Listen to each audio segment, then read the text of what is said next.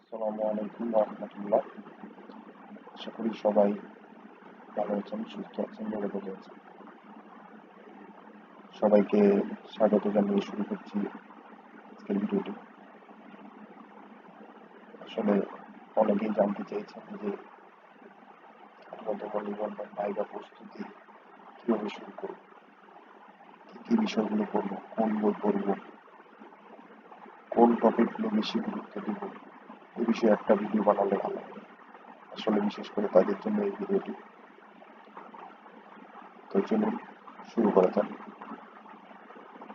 18তম নিবন্ধন রিটেন বা লিখিত পরীক্ষা যারা ভালো দিয়েছেন তাদের জন্য আমার প্রথম কথা, তারা এখন থেকেই ভাইবা প্রস্তুতি শুরু করে দিন।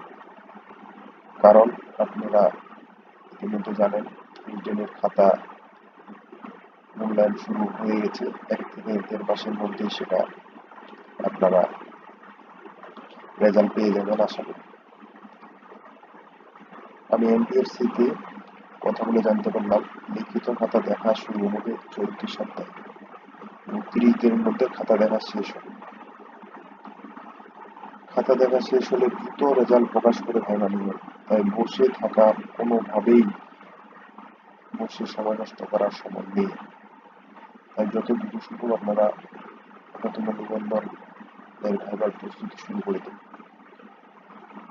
সবার জন্য আমি বলছিলাম যারা রিটেন ভালো দিয়েছেন, আশাবাদী যে আপনারা পাশ করবেন, তাদের জন্য এই কথা।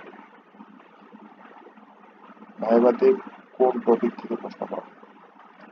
আসলে ভাইবা কোনো টপিকের উপরে করা হয় না। ভাইবা বোর্ডে যারা থাকেন তারা চাইলে যে কোনো প্রশ্ন আপনাকে করতে পারেন, তবে সামঞ্জস্যপূর্ণ প্রশ্নই তারা করে থাকেন। মূলত ভাইভাতে এই সাবজেক্ট থেকেই 90% প্রশ্ন হয়ে থাকে। তাই যারা যে সাবজেক্ট সেই বিষয়ে ভালোভাবে প্রস্তুতি নেন, আপনার এখন যদি রাষ্ট্রবিজ্ঞান হয় আপনি রাষ্ট্রবিজ্ঞান ভালোভাবে পড়বেন, বেসিক জিনিসগুলো ভালোভাবে পড়বেন। সমাজবিজ্ঞান হলে সমাজবিজ্ঞান, ইতিহাস, আপনার ম্যাথমেটিক্স, ইংরেজি, যার যে সাবজেক্ট মোটামুটি বেসিক আপনাকে ভালোভাবে জানতে হবে। লিখিত প্রশ্নটা ভালোভাবে করে দেবেন। আপনি যে পরীক্ষায় লিখিত পরীক্ষা দিয়েছেন গত জুনের 12-13 তারিখ, সেই প্রশ্নটা আপনারা সুন্দর করে প্রশ্নের অ্যান্সারগুলা দেখে যাবেন। নিজ জেলার গুরুত্বপূর্ণ বিষয়ে নলেজ থাকতে হবে, যেমন বিখ্যাত ব্যক্তি, স্থাপনা, জেলার নামকরণের ইতিহাস ইত্যাদি। এই বিষয়গুলো আপনার মোটামুটি সবারই জানা আছে। এই বিষয়গুলি থেকেই মাঝে মধ্যে প্রশ্ন করে।